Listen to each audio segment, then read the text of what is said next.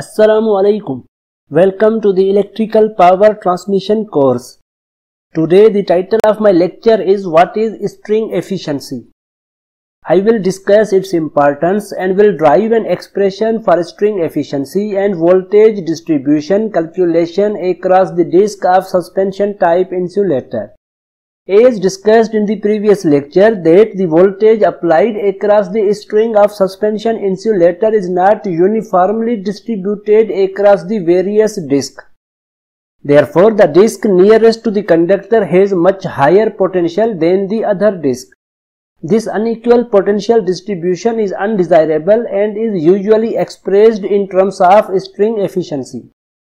The ratio of the voltage across the whole string to the product of number of disks and the voltage across the disk nearest to the conductor is known as string efficiency. Mathematically, string efficiency is equal to voltage across the string divided by N into voltage across the disk nearest to the conductor, where N is the number of disks in the string. String efficiency is an important consideration since it decides the potential distribution along the string. Greater the string efficiency, more uniform is the voltage distribution. Thus, 100% string efficiency is an ideal case for which the voltage across each disk will be exactly the same. Although it is impossible to achieve 100% string efficiency, yet efforts should be made to improve it as close to this value as possible. Now I am going to drive the expression for string efficiency. Consider the figure which shows the equivalent circuit for a 3-disc string. Suppose that self-capacitance of each disc is C. Let's further assume that the shunt capacitance C1 is the sum fraction K of self-capacitance.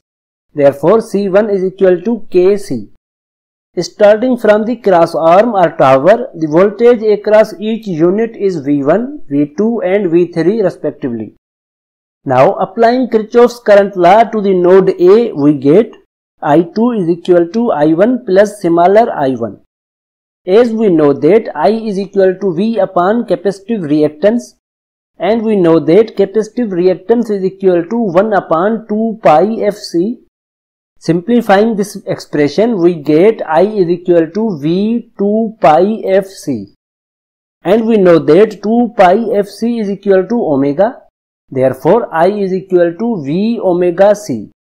Putting this value of I in the above expression, we get V 2 omega C is equal to V1 omega C plus V1 omega C1. By putting the value of C1, the above equations becomes V2 omega C is equal to V1 omega C plus V1 omega Kc. Taking omega C common, we get V2 omega C is equal to omega C bracket V1 plus V1 K. Now cancelling the both omega C, we can obtain the expression for voltage across the disk 2 as below. V2 is equal to V1 whole bracket 1 plus K. Similarly, applying Kirchhoff's current law to node B, we get I3 is equal to I2 plus similar I2. Putting the values of currents, we get V3 omega C is equal to V2 omega C plus whole bracket V1 plus V2 omega C1. You may be confused that how similar I2 becomes equal to the sum of V1 and V2. It may be noted that voltage across the second shunt capacitance C1 from the top is equal to V1 plus V2. It is because one point of it is connected to B and the other point to the tower. Now again putting the value of C1 in above expression, we get the following expression.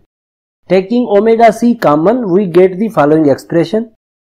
Cancelling the omega C at both sides, the expression becomes as below. Rearranging the above expression, we obtain the expression as below. By putting the value of V2 in the above expression, the expression will become as below. It is because we know that V2 is equal to V1 whole bracket 1 plus K. Simplifying the above expression, we get the expression as below. Now expand the above expression will give the following equation.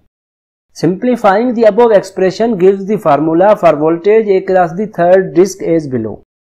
As we know that the total voltage between conductor and tower is the sum of all voltages across each disk as below. V is equal to V1 plus V2 plus V3. Putting the expressions of V2 and V3 in the above expression, we get the equation as below. Expanding and simplifying this equation, we get the following final expression. Therefore, the formula for V1 can be obtained by rearranging the equation C as below. It means that voltage across the top unit or disk is given by V1 is equal to V upon 1 plus K whole bracket into 3 plus K whole bracket. Similarly, voltage across the second unit from the top is given as below. And voltage across the third unit from the top is given as below. As we know that the percentage string efficiency is equal to voltage across the string divided by N into voltage across the disk nearest to the conductor into 100. Now if we want to write the formula for percentage string efficiency with respect to the 3 disks, the formula will become V upon 3 into V3 into 100. The following points may be noted from the above mathematical analysis. Suppose if K is equal to 0.2 and if we put this value of K in the expression of V2 and V3, we found that V2 is equal to 1.2 V1, V3 is equal to 1.64 V1. This clearly shows that disk nearest to the conductor has maximum voltage across it. The voltage across other disk decreasing progressively as the cross arm is approached. It means that greater the value of K, the more non-uniform is the potential across the disk and lesser is the string efficiency. The inequality in voltage distribution increases with the increase of number of disks in the string. Therefore, shorter string has more efficiency than the larger one. Friends, in this lecture I have discussed about the string efficiency and its importance. Furthermore, I have derived the expression for string efficiency and voltage calculation across different disks in the suspension insulator string. In the end, I have discussed how string efficiency is affected by the value of K. Therefore, it requires different methods to improve the string efficiency so that the voltage distribution becomes uniform across each disk of the suspension insulator. In the next lecture, I will discuss about these various methods to improve the string efficiency of suspension type insulator. That's all for today's lecture. I hope you really enjoyed this lecture. Friends, I upload many videos based on various topics of power system and motivation on regular basis. Therefore, don't forget to subscribe my channel in order not to miss my latest videos. And don't forget to share my videos with your friends and class fellows so that they can also get benefit from these videos. Thank you very much.